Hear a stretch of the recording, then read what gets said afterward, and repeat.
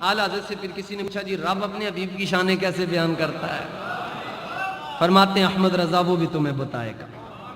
صفحہ نمبر 197 پر جی کمال کر دیا جناب۔ ایک دن ہم کلام ہوا، اللہ تعالیٰ اپنے محبوب کریم صلی اللہ تعالیٰ علیہ وآلہ وسلم کی ذات پاک کے ساتھ، صفحہ نمبر 197 اللہ اپنے محبوب کو کہتا ہے یا محمد صلی اللہ علیہ وسلم، یہ جملے لکھے ہوئے جی 197 جلد نمبر 30، انت نور نوری، انت نور نوری، اے میرے حبیب آپ میرے نور کے نور ہیں۔ یہ تو تاکہ سب کو سمجھ آ جائے اس لیے رب نے فرمایا، ورنہ جملہ یہی انت نوری، تو میرا نور ہے، لیکن کہا انت نور نوری، آپ میرے نور کے نور ہیں۔ مولوی صاحب کو پریشانی لگ گئی کہ آپ اگر حضور کو رب کا نور مانتے ہیں تو اس میں تجزی اور تقسیم ہو گئی، تو اس کا مطلب ہے کہ رب کے نور کے ٹکڑے ہو گئے، رب کا نور کم ہو گیا۔ تو کسی نے کہا نہیں اللہ کا نور کم نہیں ہوتا۔ تو مولوی صاحب نے جیب سے ایک دھاگا نکالا اور دھاگے کے ٹکڑے کیے، کہا دیکھو نا ایک دھاگا ہے، اس کے ٹکڑے کریں تو دھاگے میں کمی آ جائے گی۔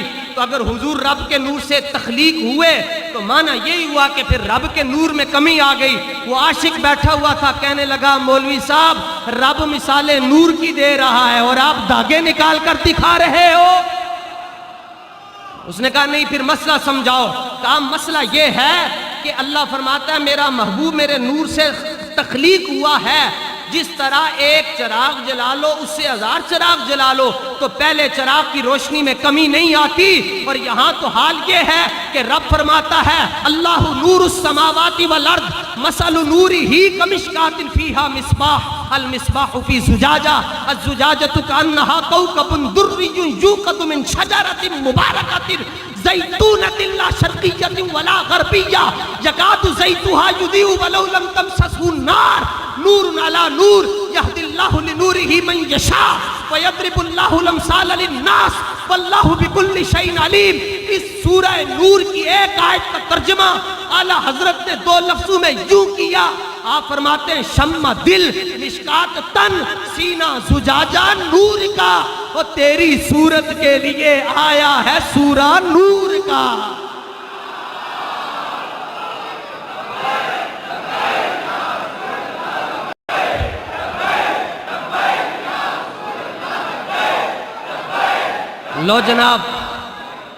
لو جناب یہاں تو اللہ اپنے حبیب سے ایسے باتیں کرتا، انت نور نوری وسر سری، اے میرے حبیب آپ میرے راز کا راز ہیں، راز کا راز ہے، وسر سری، اور آگے وکنوز ہدایتی، اللہ فرماتا ہے میری ہدایت کے خزانے آپ ہیں۔ لیکن جس جملے نے بڑی چس دیتی ہے جڑی پنجابی تانوں بھی سمجھ آ جائے گی، مینوں بڑا ہی لطف آیا۔ اعلیٰ حضرت نے جملہ لکھا، اللہ تعالیٰ اپنے محبوب کریم صلی اللہ تعالیٰ علیہ وآلہ وسلم کو ارشاد فرماتا ہے فَجَعَلْتُ فِدَاءً لَكَ، اتنا جملہ تو طلباء کو سمجھ آنا چاہیے۔ فَجَعَلْتُ فِدَاءً لَكَ مُلْكِي مِنَ الْعَرْشِ إِلَى مَا تَحْتَ الْأَرْضِينَ كُلُّهُمْ يَطْلُبُونَ رِضَائِي وَأَنَا أَطْلُبُ رِضَاكَ يَا محمد صلی اللہ علیہ وسلم۔ توجہ رکھیے گا، آج کے زمانے میں ہر فتنے سے بچنے کا ایک ہی حل ہے کہ انہیں جانا انہیں مانا، بس اس کے علاوہ حل کوئی نہیں ہے۔ اللہ تعالیٰ ارشاد فرماتا ہے محبوب آپ میرے نور کا نور ہے، میرے راز کا راز ہے، میری ہدایت اور معرفت کا خزانہ ہے۔ فَجَعَلْتُ فِدَاءً لَكَ مِنَ الْعَرْشِ إِلَى مَا تَحْتَ الْأَرْضِينَ، محبوب عرش اولا سے لے کر تحت الثریٰ تک جو کچھ بھی ہے میں نے سارے کا سارا تیرے نام پر قربان کر دیا ہے۔ اور وَكُلُّهُمْ يَطْلُبُونَ رِضَائِي، فرمایا وہ چشتی ہو، سروردی ہو، نقش بندی ہو، مجددی ہو، وہ غوث ہو، کتب ہو، ابدال ہو، ولی ہو، مومن ہو، متقی ہو، شہید ہو، فرمایا ساری کائنات مجھے خوش کرتی ہے اور میں بے نیاز ہو کر کہتا ہوں محبوبہ تسی خوش ہو جاؤ، تسی خوش ہو جاؤ، تسی خوش ہو جاؤ۔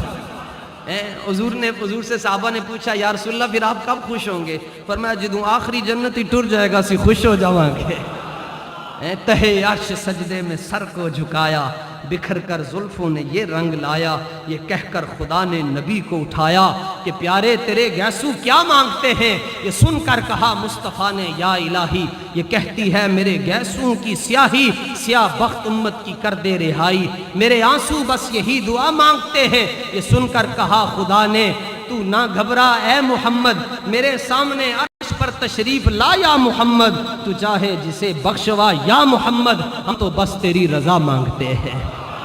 اللہ تعالیٰ فتنوں کے اس زمانے میں مجھے اور آپ کو ایمان کی سلامتی عطا فرمائے، عقیدے کی سلامتی عطا فرمائے، اور رسول اللہ صلی اللہ علیہ وآلہ وسلم کی ذات پاک کے ساتھ والہانہ عقیدت، آپ کے صحابہ اور اہل بیت کے ہم نوکر ہیں جناب۔